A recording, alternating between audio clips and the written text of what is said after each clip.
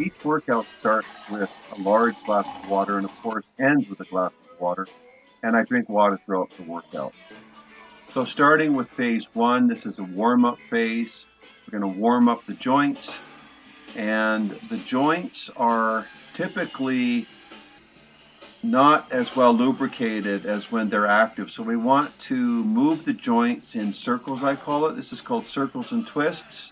So we're going to move the body in circular motions, the shoulders, the knees, the hips, the ankles. All of the major joints contain pockets or capsules which have synovicytes, and these synovicytes produce synovial fluid, and they're activated when you twist and turn and move your joints. So inactivity, disuse atrophy leads to the joint seizing up and getting super stiff. So this is a cool way to warm up. And of course, like a car in the morning when it's really cold, you want to warm up the engine for a few minutes.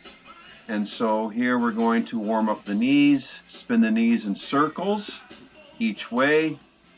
I usually move in repetition ranges of 6 to 12.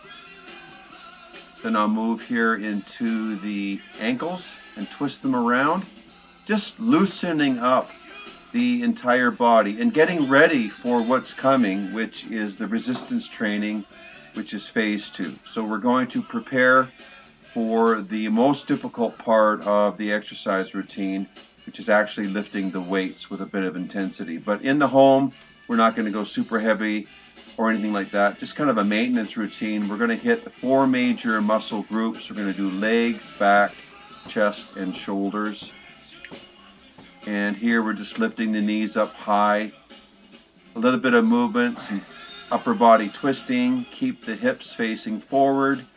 Twist the upper body like a top. Bend over the lower back muscles. And then we're going to reach down and stretch a little bit. Raise up on the toes. And then spread out, lean to each side. Nothing forceful, nothing too heavy. This is just a warm-up, getting ready for phase two of the workout routine. So I just move to each side. Each side is a pattern that's formed with equality and symmetry. Then I finish by cutting down the middle and rising up to a final upper body twist. Now this is bent over twisting.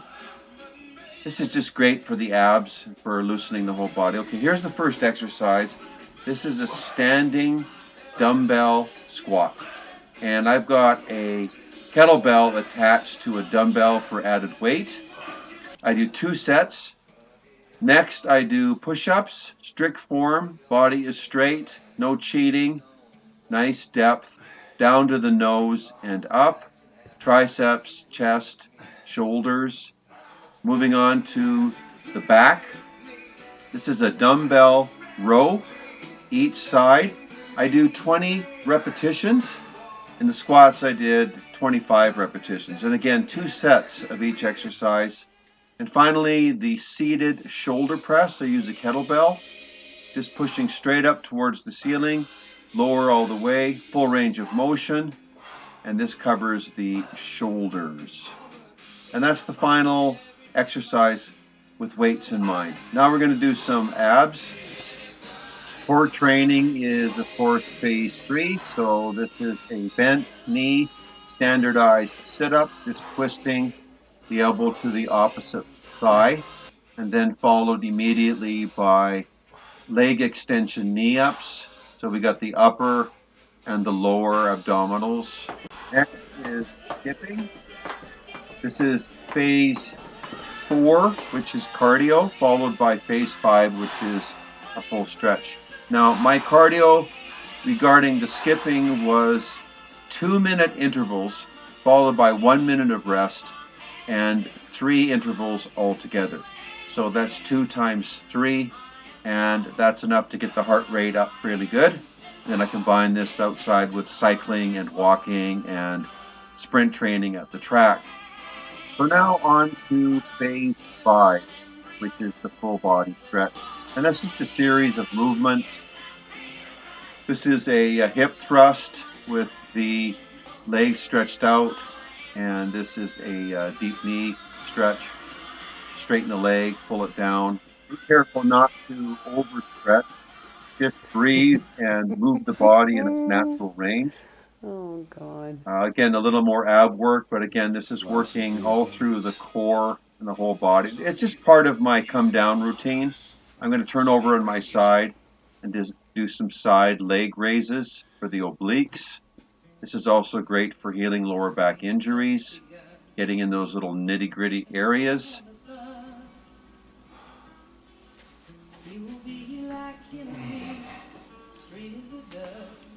I'm going to finish off here with a hip stretch with the legs folded over each other, and just hold that and breathe and relax. Next, I'm going to do a couple of yoga movements. I think this is just rising up and stretching out the whole body. Then I go to one side. In the back, I push on the rear and move forward and stretch out like Superman. Just get a good stretch through the hips and from the thighs and on the joints in the front. And now I'm going to do what's called the Cobra pose.